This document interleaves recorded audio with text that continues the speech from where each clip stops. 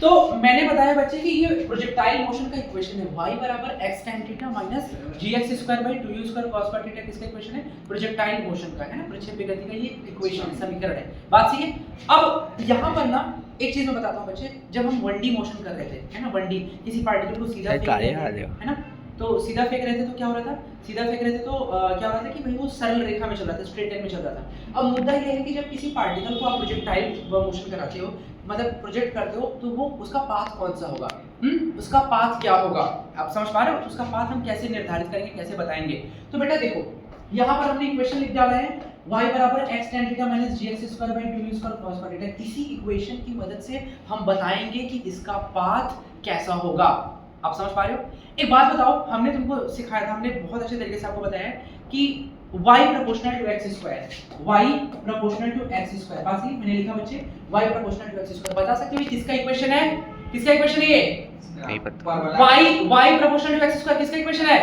Parabola. किसका है? Parabola. किसका है? पैराबोला। मैंने सिखाया है बच्चे कि y और x दोनों में से किसी एक के पावर मैक्सिमम 2 हो तो ग्राफ कैसा बनेगा?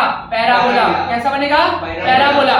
और मैंने ये बताया है कि y और x जिसके भी पावर 1 हो, ग्राफ का मुंह, ग्राफ का शेप उसी की तरफ होगा। बात सही है? बोलो। तो यहाँ पर ये देखो y बराबर x tan थीटा है minus gx square by 2u square cos का थीटा लिखा है। लिखा है कि नहीं बच्चे? यहाँ पर x की पावर 2 है।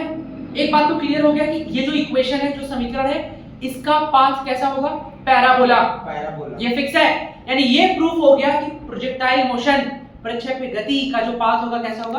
परवलयाकार, पैराबोला होगा। बात सही है? बोलो। और दूसरी बात क्या है बच्चे कि इसका मुंह, ग्राफ का शेप किधर की तरफ होगा? y की तरफ खुलेगा। आया ना?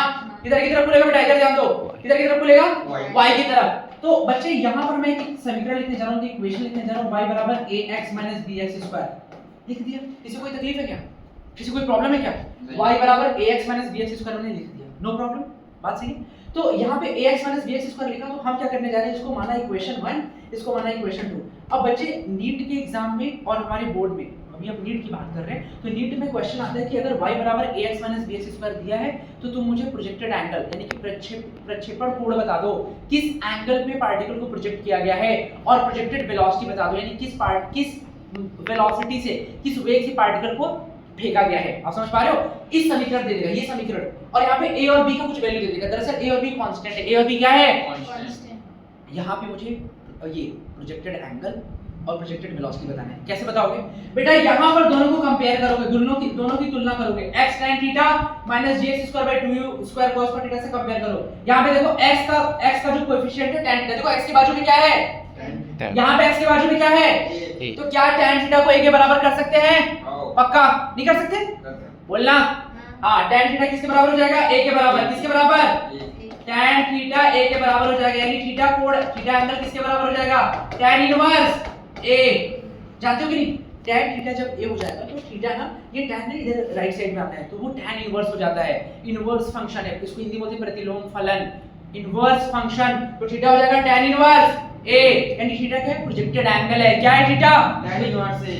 थीटा tan इनवर्स a है, जिसको बोलेंगे प्रोजेक्टेड एंगल। क्या बोलेंगे? Projected angle. बोलो। प्रोजेक्टेड। नहीं समझे? Projected angle. अब हाँ, अब देखो यहाँ पे x स्क्वायर यहाँ पे भी है, x स्क्वायर यार यहाँ पे भी है। इसका जो कोएफिशिएंट है g by 2u square cos का थीटा है, और x स्क्वायर के बाजू में b लिखा है। क्या दोनों बराबर हो जाएगा?